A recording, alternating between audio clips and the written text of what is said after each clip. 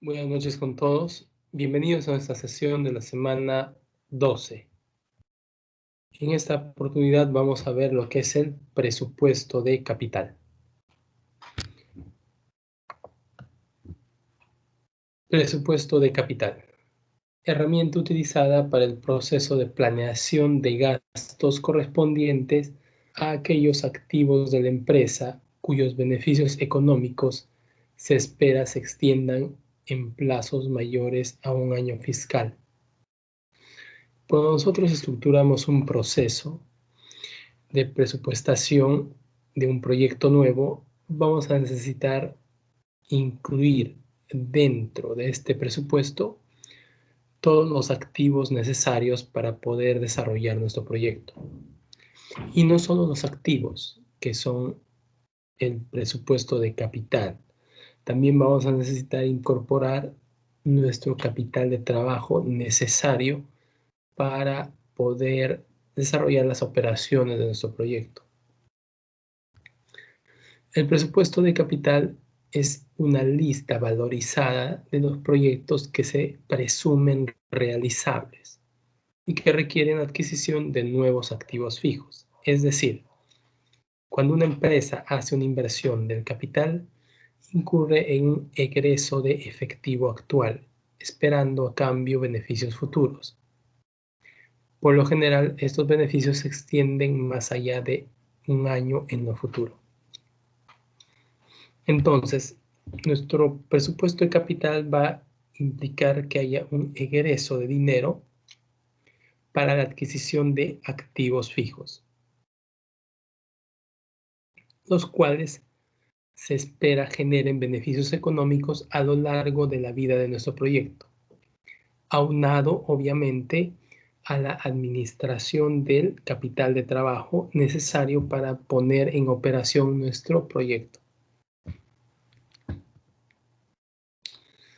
Algunos ejemplos de presupuesto de capital tenemos inversión en activos como maquinarias, equipos, edificios, terrenos.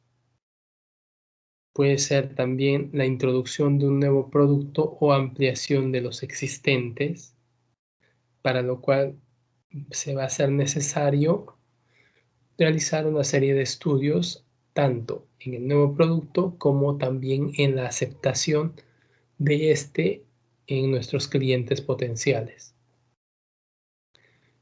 También puede incluir el desarrollo de un nuevo sistema de distribución, programas de investigación y desarrollo, lo cual nos va a permitir obtener ventajas competitivas, y desarrollo de proyectos de inversión para la manufactura o comercialización de bienes o prestación de servicio. Todas estas actividades va a incluir el presupuesto de capital de nuestra empresa. Características básicas de los flujos de un proyecto.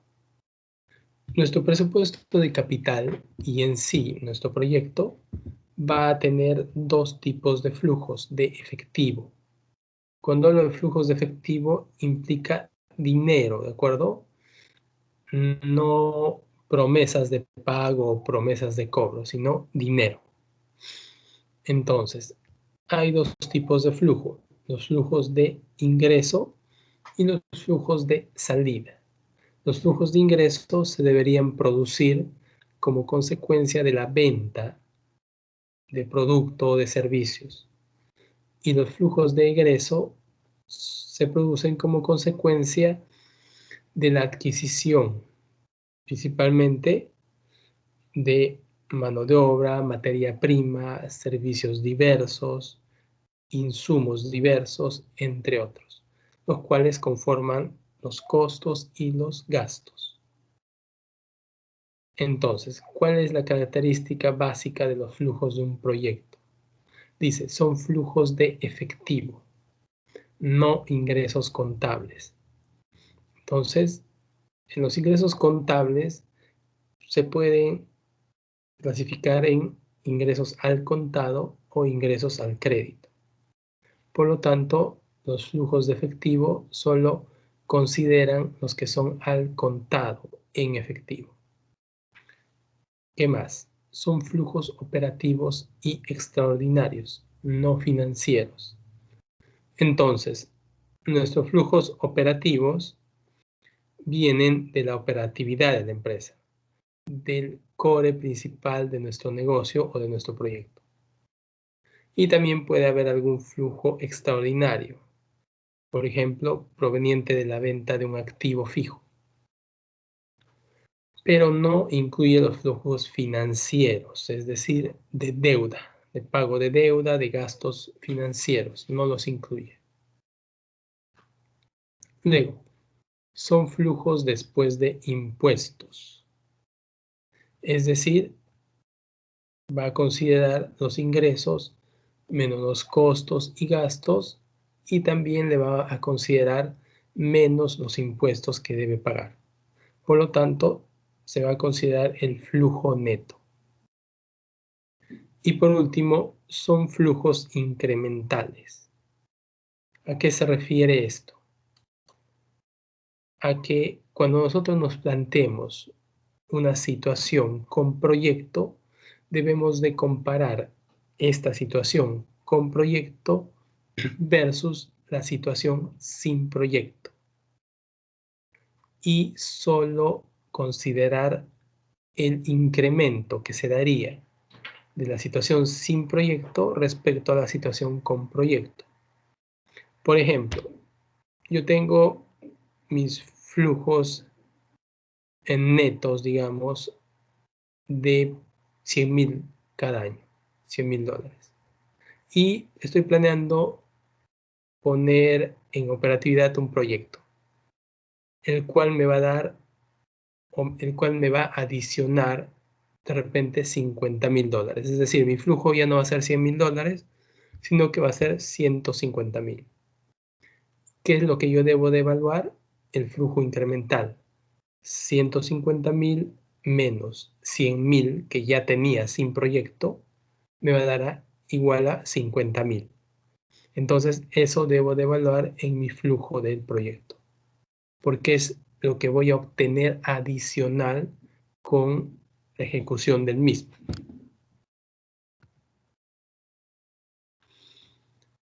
Principios básicos para estimar los flujos de efectivo. Tenemos 4 principios básicos. El primero, ignorar los costos hundidos. Cuando nosotros estimemos los flujos de efectivo, no debemos de considerar aquellos costos hundidos. Los costos hundidos son aquellos que no son posibles de recuperar, porque ya se han llevado a cabo y ya no es posible recuperarlos de algún modo.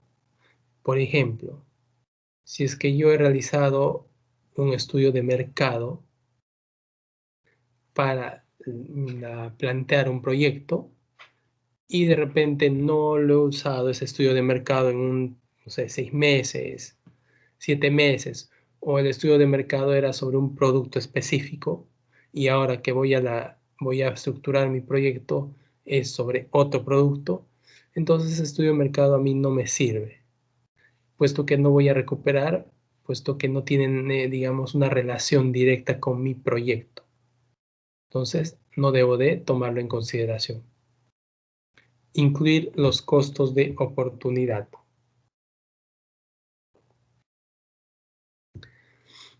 ¿Qué es un costo de oportunidad? Es la mejor segunda opción que yo dejo de lado por escoger la opción actual. ¿Sí? Por ejemplo, tengo 3 proyectos y decido escoger el proyecto A porque me da mejores flujos de efectivo.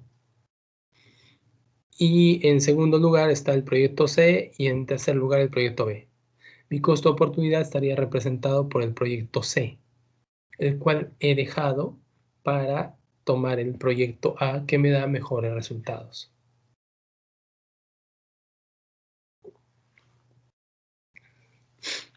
Luego, incluir cambios en el capital de trabajo impulsados por el proyecto. Si es que mi proyecto va a necesitar mayor capital de trabajo, entonces tengo que incluirlos dentro de mi inversión inicial, el cual estaría conformada por mi inversión en activos fijos y también por mi inversión en capital de trabajo adicional. Y por último, debemos de incluir los efectos de la inflación, puesto que nuestros proyectos se desarrollan más o menos en un horizonte de 5 años, por lo tanto deberíamos de tener en cuenta la inflación para que no afecte negativamente a nuestros flujos. El Perú está en un rango meta de inflación más o menos de 2 a 3%, aunque por el tema del COVID el año pasado estuvo un poco menor la inflación y este año no sé cómo estará por el tema de igualmente del COVID, que aún continúa.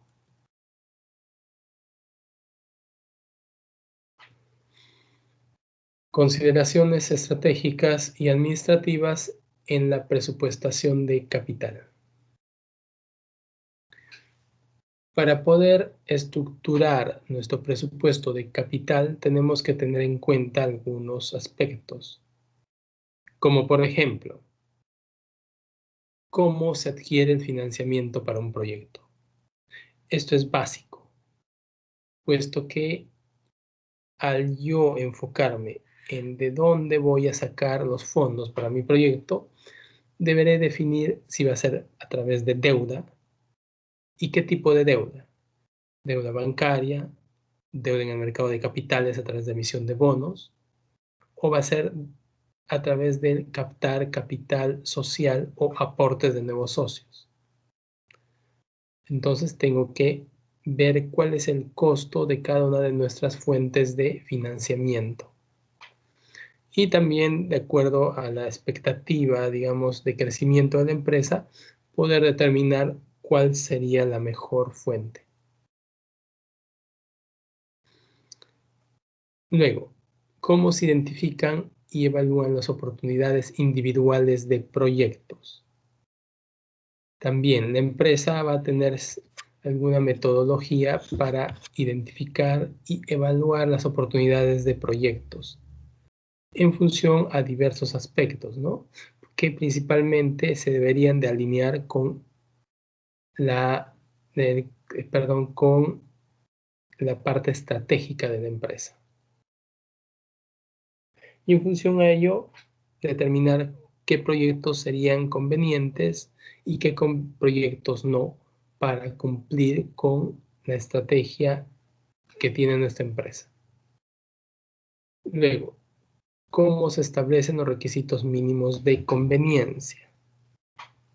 Bueno, en principio, para poder determinar qué proyecto es conveniente o no, hemos dicho que debería cumplir con alinearse a la estrategia de la empresa y luego también alinearse a la expectativa de rentabilidad que la empresa tiene sobre sus proyectos.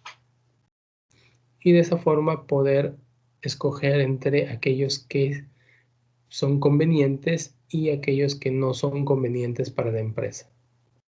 También habrá que evaluar otros aspectos como el posible riesgo, ¿no? Los niveles de riesgo que tenga este proyecto. Y también cómo se hace la selección del proyecto final. En base a qué criterios elegimos nuestro proyecto final. Podrá ser en base a una evaluación económica, en base a una evaluación de repente de si se alinean o no las estrategias, de si se pueden o no superar los riesgos que incluye este proyecto, entre otros aspectos.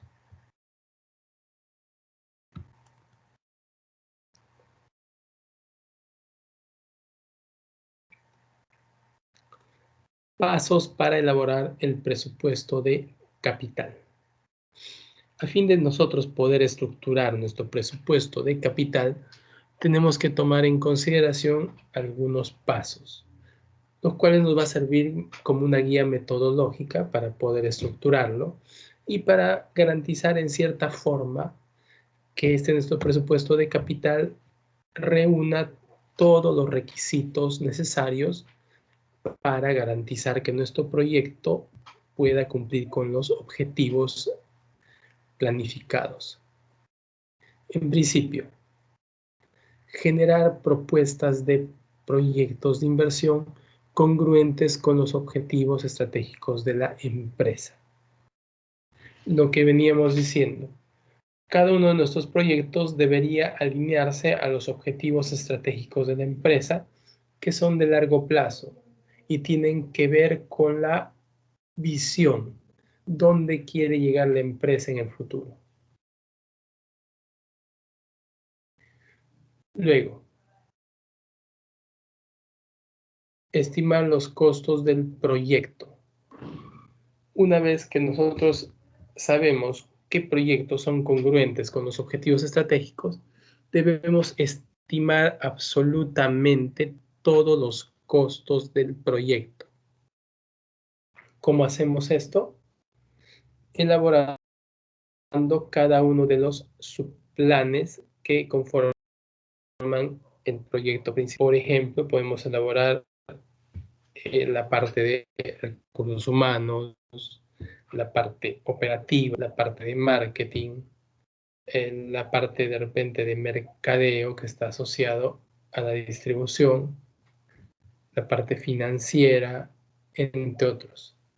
Entonces tenemos que elaborar cada uno de esos planes para garantizar que estemos incluyendo todos los costos y gastos que necesite nuestro proyecto.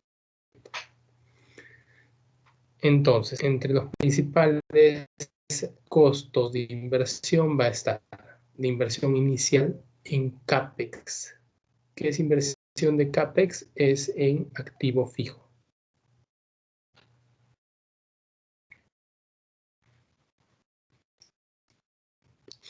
Y también tendríamos que considerar la inversión en capital de operación, que es OPEX en siglas en inglés.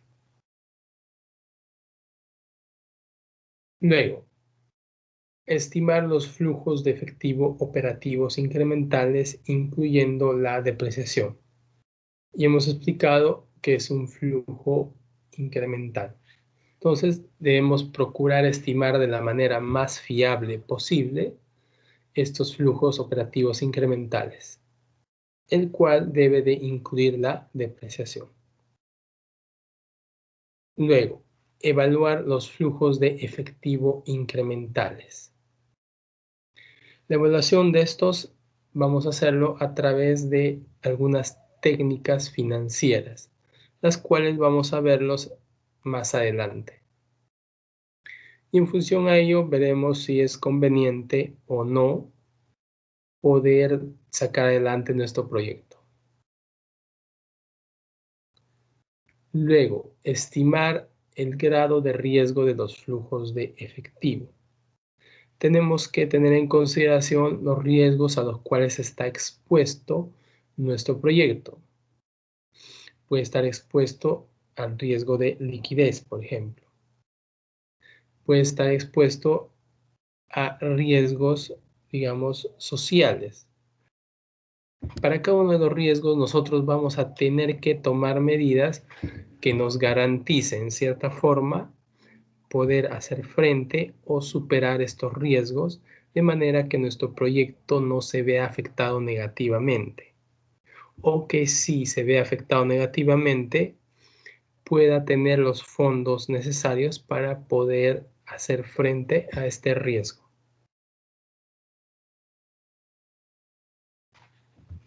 Luego, determinar el costo de capital apropiado para nuestro proyecto. Esto va a incluir el rendimiento esperado de cada uno de los aportantes de capital para nuestro proyecto. Ver cuál es la expectativa de rendimiento que va a tener cada uno de ellos y de esta forma determinar cuál es el costo de capital apropiado al cual deberíamos de trabajar con nuestro proyecto.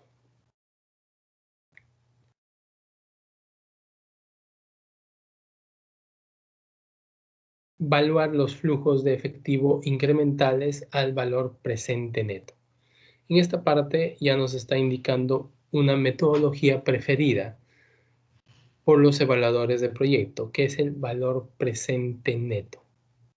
Entonces, deberíamos de tenerla en consideración y evaluar nuestros flujos incrementales ya netos, es decir, ingreso menos costo menos gasto menos impuesto, nos daría nuestros flujos incrementales netos. Seleccionar los proyectos basándose en el criterio de aceptación de maximización de valor. En los primeros capítulos de nuestro curso hemos visto que las personas van a invertir en empresas, en nuevos proyectos, con el fin de generar valor agregado o generar riqueza para ellos. Por lo tanto, cuando evaluamos un nuevo proyecto, también deberíamos de centrarnos en la maximización de valor, porque ese es el objetivo principal que tiene un proyecto. Y por último, reevaluar continuamente los proyectos de inversión implementados. Cuando nosotros estructuramos nuestro proyecto, al menos en la parte financiera, estamos haciendo un cálculo de las ventas proyectadas y también de los costos y gastos en función a ciertas técnicas, ¿no? Que pueden ser, por ejemplo, estudios de mercado, análisis estratégicos. Los estudios de mercado pueden también subdividirse en algunas otras técnicas específicas, focus group, prueba de productos, etc. Entonces, cuando nosotros estructuramos la parte financiera, estamos presupuestando la totalidad de ingresos, costos y gastos. Una vez que nuestro proyecto entra en operación, nosotros deberíamos de tomar en cuenta los resultados reales y compararlos con lo que hemos proyectado, ¿no? O con lo que hemos presupuestado, a fin de poder identificar las desviaciones positivas o negativas, identificar por qué se dieron y, de ser el caso, emprender las acciones necesarias para poder corregir esta situación.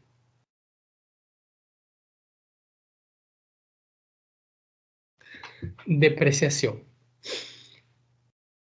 Como todo proyecto incluye la compra de activos fijos, un concepto que es muy importante es la depreciación. Entonces, ¿qué entendemos por depreciación? Es la pérdida de valor que sufren los activos fijos como consecuencia de uso, de la obsolescencia tecnológica, o podría ser también del mal uso que le estemos dando. Entonces, cada año un equipo, por ejemplo, que me cuesta 10,000, si tiene una depreciación del 20%, cada año se va a depreciar 2,000 y tendría hasta 5 años, los cuales 5 por 20, 100, 10,000. Entonces, la depreciación es una pérdida de valor de los activos fijos, pero solo a nivel contable. No implica la salida de dinero, solamente es a nivel contable. Base depreciable. Para poder explicar esto, voy a compartir un Excel o un Word, ¿de acuerdo?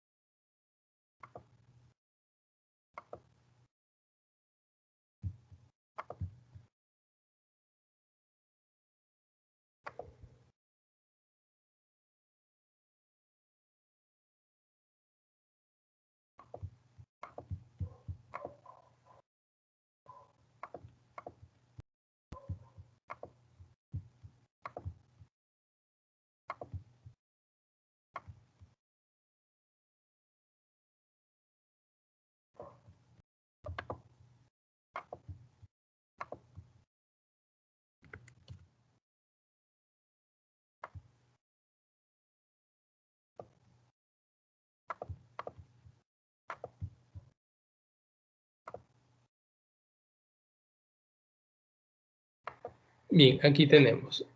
¿Qué es la base depreciable? Es el importe sobre el cual vamos a aplicar la depreciación.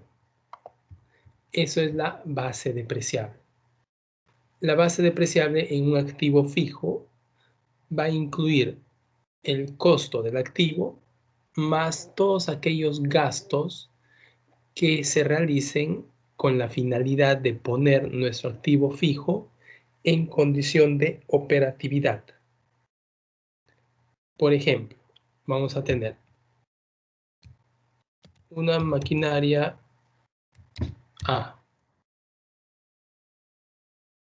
el cual tiene un costo de $50,000. Luego, como yo lo he comprado en el extranjero y lo estoy importando, voy a pagar flete, $5,000. Voy a pagar seguro, $1,000. Y voy a pagar la instalación de la misma, el cual me va a costar $2,000. Entonces, mi base depreciable va a estar dada por la suma de cada uno de estos. Costo más flete más seguro más instalación. Entonces va a ser 58,000 para este caso. Sobre estos 58,000 yo voy a aplicar la tasa de depreciación.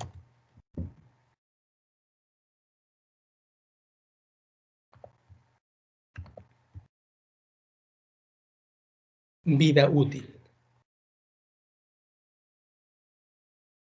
Es el tiempo por el cual nosotros vamos a esperar que este activo reporte beneficios económicos o genere beneficios económicos. Más o menos podría asemejarse al tiempo de uso. Sin embargo, la vida útil está enlazada a un concepto que se llama tasa de depreciación. La tasa de depreciación está normado en la legislación tributaria. Por lo tanto, es como una camisa de fuerza que la legislación tributaria impone a las empresas respecto a cuánto tiempo debería de tener un activo de vida útil. Entonces, si nos dicen, mi tasa de depreciación es 10%, ¿cuánto va a ser mi vida útil?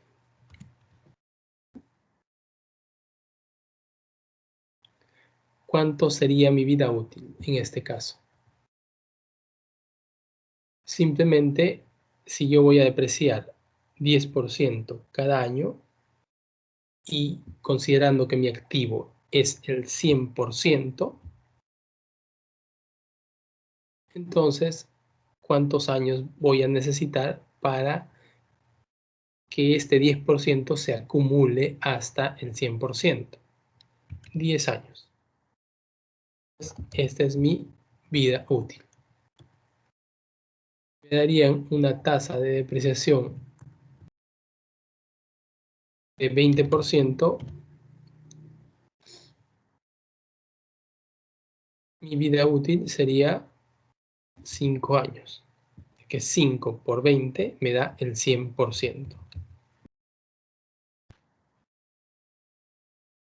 También podríamos sacar la vida útil a partir de la tasa.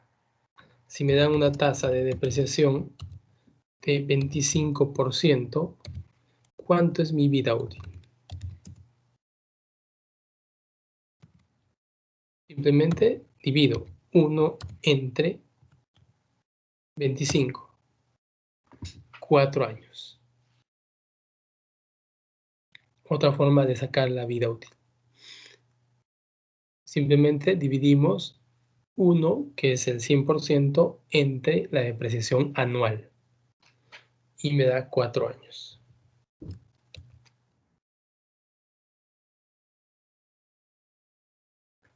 Ahora vamos a ver los métodos de depreciación. El principal método de depreciación es el de línea recta.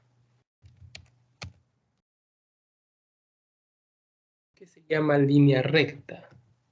Porque cada año vamos a depreciar el mismo importe.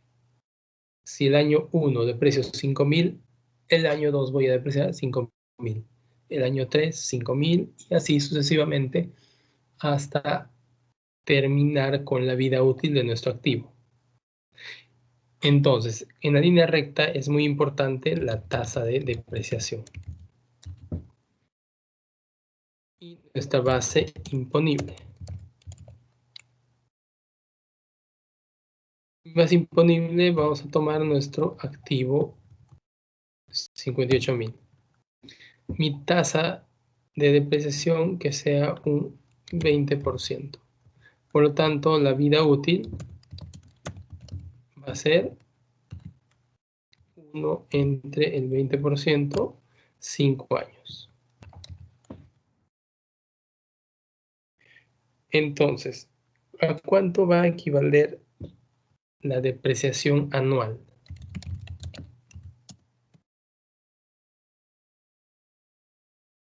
Es decir, el importe que va a perder valor mi activo año a año. Simplemente multiplicamos la base imponible por la tasa de depreciación. 11.600 va a ser lo que voy a depreciar año a año mi activo por 5 años. Si multiplicamos 5 años por la depreciación anual, me da 58.000. Es decir, al cabo de 5 años, mi activo ya no va a valer en nada contablemente hablando. Obviamente tu activo puede seguir funcionando y tú lo puedes seguir usando. Nada te impide eso. Pero ya no vas a poder deducir los gastos o los costos asociados a ese activo. Por ejemplo, reparaciones, mantenimientos, etc. Luego tenemos suma de dígitos. En este caso, se va a seguir la siguiente metodología. Asumamos que la vida útil es 4 años. Entonces, para determinar la tasa en esta metodología, tenemos que colocar los dígitos de mi vida útil, desde el 4, 3, 2, 1, y sumarlos. 10. Entonces, mi tasa de depreciación va a ser para el primer año, segundo año, tercer año, cuarto año. Recordemos que tienen 4 años de vida útil y cada año vamos a depreciar cierto importe. Para el primer año mi tasa de depreciación va a ser 4 entre 10, 30%. Para el segundo año, 3 entre 10, 30%. Para el tercer año, 2 entre 10, 20%. Y para el cuarto año, que es el último, 1 entre 10, lo cual me da 10%. Si sumo, tengo un 100%. Particularidad de la suma de dígitos. Los primeros años la depreciación es mayor, porque mi tasa es mayor. Veamos, depreciación 40% por mi base imponible. Vamos a tomar 58.000. El segundo año, 30% por 58.000. Tercer año, 20% por 58.000. Y el cuarto año, 10% por 58.000.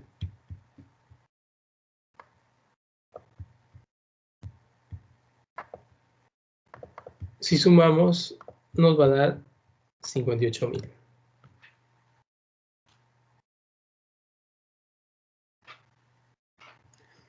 Y por último, vamos a ver la doble cuota. No es muy usada. Tenemos una tasa de depreciación, ¿de acuerdo? Vamos a poner 20%. Entonces, mi doble cuota, 20% por 2. Es decir, voy a depreciar cada año 40%. Entonces, vamos a ver primer año, segundo, tercero y cuarto.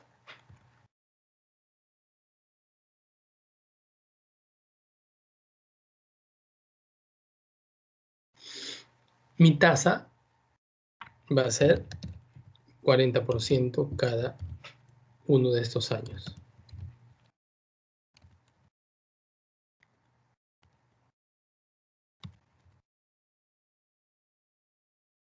Entonces, mi base de depreciación, ¿cuánto es?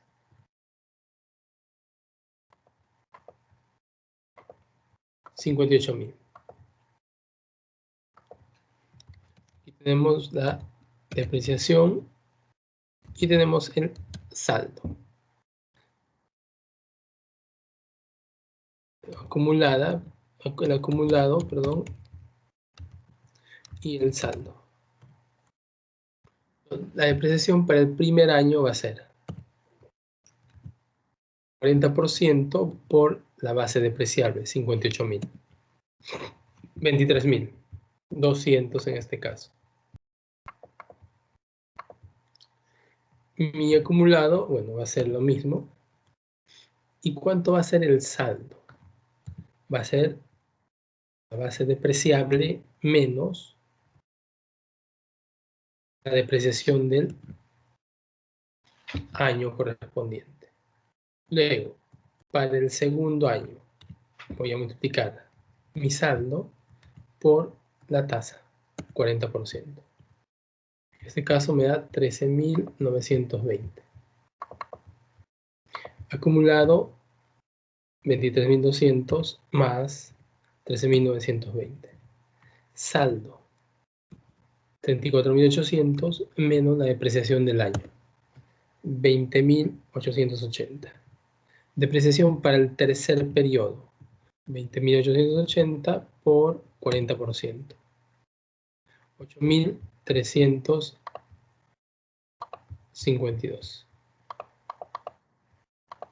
Acumulado, 37.120 más la depreciación correspondiente del año, 45.472. Depreciación, saldo, 20.880 menos 8.352. Y por último, la depreciación del cuarto año, 12.528 por 40%, 5.011.20. Bueno, 5.011 vamos a poner. Acumulada depreciación, 45.000 más 5.011. 50.483. Y por último tenemos nuestro saldo al cuarto año, 12.528 menos 5.011, lo cual nos da 7.500. 517. Entonces, en este caso podríamos depreciar aún más años y tenemos que tener en consideración que la depreciación de los primeros años es mayor a la depreciación de los últimos años. Algo similar a lo que ocurría en la suma de dígitos. Y esas son las tres principales métodos de depreciación. Existen muchos otros métodos de depreciación. También hay uno que toma en cuenta las unidades producidas. En función a ello, vas a depreciar la máquina. Bien, sigamos. Enajenación de un bien depreciable. Enajenación es el sinónimo de venta. Contablemente se le llama enajenación cuando vendemos un activo fijo. Entonces, nosotros podemos vender un activo que sea de posesión de nuestra empresa en cualquier estadio de la vida útil del dicho activo. Y podremos de repente ganar dinero o perder dinero. Vamos a tomar en cuenta la suma de dígitos para este ejemplo. Imaginemos que yo quiero vender este activo que me ha costado 58,000 al finalizar el segundo año. ¿De acuerdo? Y lo voy a vender a 30,000. Vamos a ver. Venta 30,000. Costo de venta. ¿Cuál va a ser mi costo de venta en este caso? Mi costo de venta va a ser el importe que aún me quede por depreciar de ese activo. Es decir, aquel periodo de tiempo que yo podría aún seguir usándolo y generando beneficios económicos para mi empresa. Entonces, ¿cuál es el costo en este caso? Vamos a tener que en el primer año ya hemos depreciado 23,200 y en el segundo año hemos depreciado 17,400. ¿Cuánto me queda por depreciar? Me queda por depreciar 11,600 del tercer año más 5,800 del cuarto año.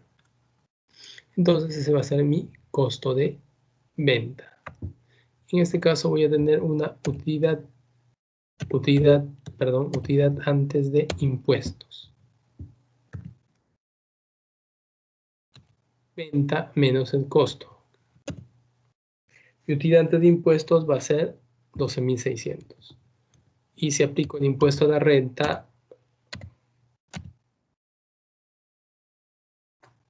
un 30%, vamos a ver cuánto da.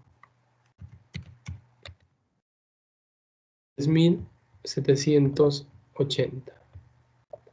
Por lo tanto, tendría una utilidad neta de 8,820.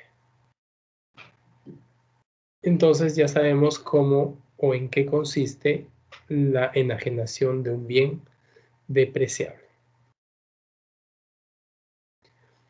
Ahora vamos a ver lo que es el valor residual y el valor de rescate.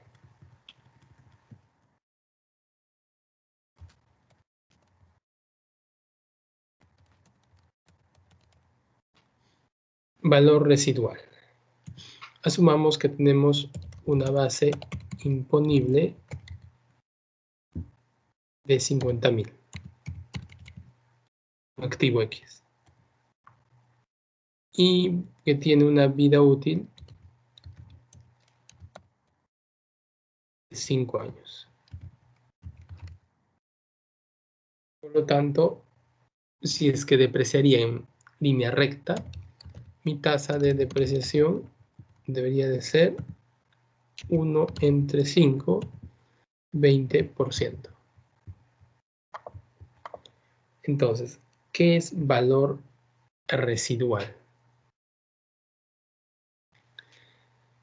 El valor residual va a incluir una estimación que es de carácter técnico y también de carácter contable de una pequeña porción del importe de nuestra máquina, la cual no se va a depreciar.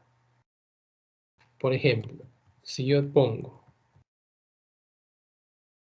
un valor residual del, no sé, 3000, entonces mi base, perdón, que es base depreciable ya no va a ser 5000, perdón, ya no va a ser 50.000, va a ser 50.000 menos el valor residual, 47.000. Siempre que nos den un valor residual, vamos a tener que restar dicho valor a nuestra base depreciable. Entonces, la depreciación anual, ¿a cuánto va a equivaler? Más 20% por la base depreciable, 47.000, lo cual me da 9.400. Y totalizamos depreciación de un año por los 5 años. ¿Cuánto nos da? 47.000. ¿Por qué? Porque tenemos un valor residual de 3.000. Ese valor no se va a depreciar. ¿Y con qué fin se establecen los valores residuales? Esto se da cuando una empresa planea usar un activo fijo más allá de la vida útil tributariamente establecida. Por ejemplo, si mi activo tiene 5 años de vida útil, sin embargo, en la realidad va a tener 10 años, pero la norma tributaria me dice que debería ser 5. Entonces, establezco mi valor residual con la finalidad de, cuando he concluido de depreciar, es decir, en 5 años, mi activo fijo a nivel contable va a estar en 0. ¿Por qué? Porque ya ha perdido todo su valor, o debería estar en 0. En este caso, al quinto año, mi activo fijo va a estar con un valor residual de 3.000. ¿Con qué finalidad se hace esto? Principalmente para poder seguir aplicando los mantenimientos, los repuestos, las reparaciones que tengan que ver con esa máquina y que no sea aceptado tributariamente. Con ese fin se establece el valor residual. Y por último tenemos valor de rescate. Asumamos que tenemos una base depreciable de 50.000 también. Y bueno, una vida útil de 5 años. Por lo tanto, mi tasa de depreciación va a ser el 20%. Entonces, ¿qué tengo que hacer aquí con referente al valor de rescate? Asumamos que tengo un proyecto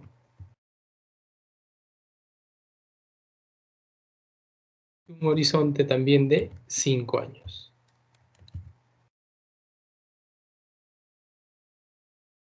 Entonces, el valor de rescate de un activo significa la estimación de a cuánto lo puedo vender una vez que culmina el proyecto o una vez que culmina su vida útil. Es decir, una vez que pasaron 5 años, ¿a cuánto podría vender mi activo? Ese es el valor de rescate. Este está asociado con el valor de realización. ¿Qué es esto? Es el precio al cual tú puedes vender un activo o una mercancía o lo que sea en el mercado.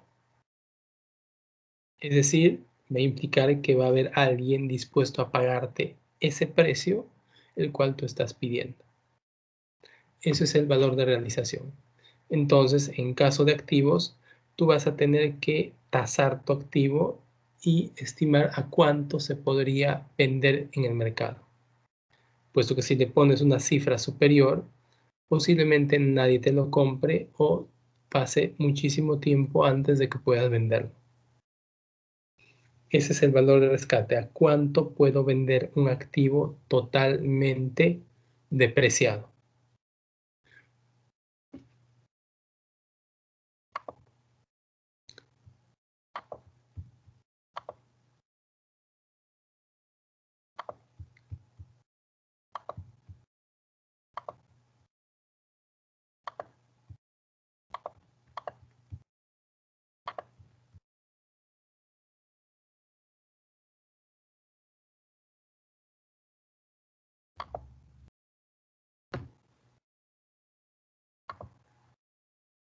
Ahora vamos a ver lo que son los flujos de efectivo incrementales. Tenemos tres tipos de flujos de efectivo incrementales. Uno, los flujos de salida inicial. Luego, los flujos de efectivo neto intermedio. Y por último, los flujos de efectivo neto terminal. A continuación vamos a ver cómo podemos estructurar cada uno de estos flujos de nuestro proyecto. Para el flujo de salida inicial tenemos el siguiente formato. Es algo que ya está establecido.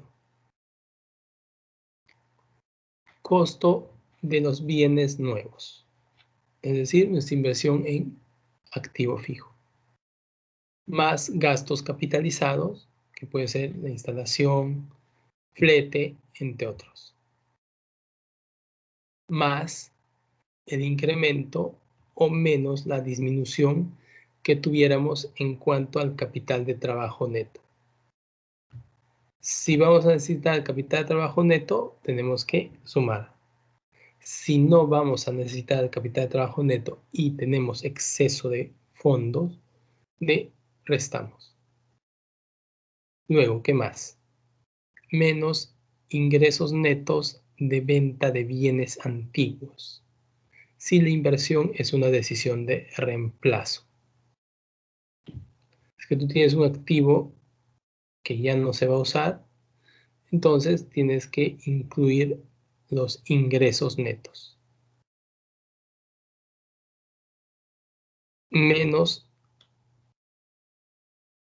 Más o menos, más impuestos o menos ahorro en impuestos por la venta de bienes antiguos. Si la inversión es una decisión de reemplazo. ¿En qué momento va a haber ahorro en el tema de impuesto? Cuando obtengamos pérdida. Es donde vamos a obtener un ahorro en este sentido. Y la sumatoria o la resta nos va a dar como consecuencia el flujo de efectivo inicial de salida. Luego pasamos a lo que es el flujo de efectivo neto intermedio. Va a contemplar el incremento o la disminución neta en ingreso operativo menos o más cualquier menos o más cualquier incremento o decremento en gastos de operación, excluyendo la depreciación. En este apartado tenemos que excluir la depreciación. Luego, menos incremento o más decremento neto en cargos de depreciación fiscal. Entonces le tenemos que restar o sumar la depreciación correspondiente, lo cual nos va a dar cambio neto e ingreso antes de impuesto. Luego le vamos a restar el incremento o le vamos a sumar el decremento o disminución de los impuestos. Y lo cual nos va a dar cambio neto de ingreso después de impuestos. A eso le vamos a sumar o restar el incremento o decremento neto de los cargos por depreciación fiscal. ¿Por qué le restamos en un inicio la depreciación y luego la volvemos a sumar? Porque la depreciación hemos dicho que no es un egreso en efectivo. Es simplemente la pérdida de valor contable de un activo fijo. Entonces, esta depreciación está aceptada tributariamente como gasto. Por eso le restamos a nuestra base imponible y luego la volvemos a sumar porque no es un egreso de dinero, lo cual nos da los flujos de efectivo neto incremental para el periodo correspondiente. Y por último tenemos los flujos de efectivo neto terminal. Estos flujos de efectivo netos terminales son muy similar a los flujos de efectivo intermedio.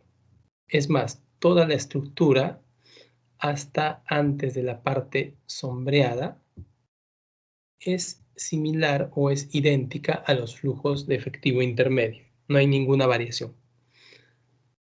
En lo que hay variación es en la última parte, ¿no?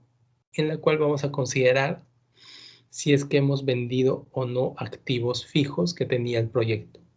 Entonces, se le va a sumar el valor de rescate final o se le va a restar los costos de enajenación y reclamación de los bienes. Luego se le va a restar los impuestos, si es que hubiese un ahorro por la venta, o se le va a sumar, ¿no? En el caso de que hayamos tenido un ahorro. Y nos va a dar también, tendríamos que considerar el nivel de decremento, sumatoria, o incremento, le restamos, de capital de trabajo neto, para que por último nos dé el flujo de efectivo neto incremental del último año del proyecto. Como vemos, esto es bastante simple, puesto que tiene una estructura de qué debemos de considerar para poder determinar nuestro presupuesto de capital.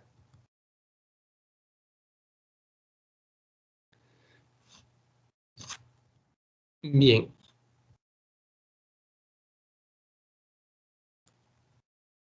nos vamos a quedar aquí y cualquier consulta, por favor, no duden en hacerla. Gracias.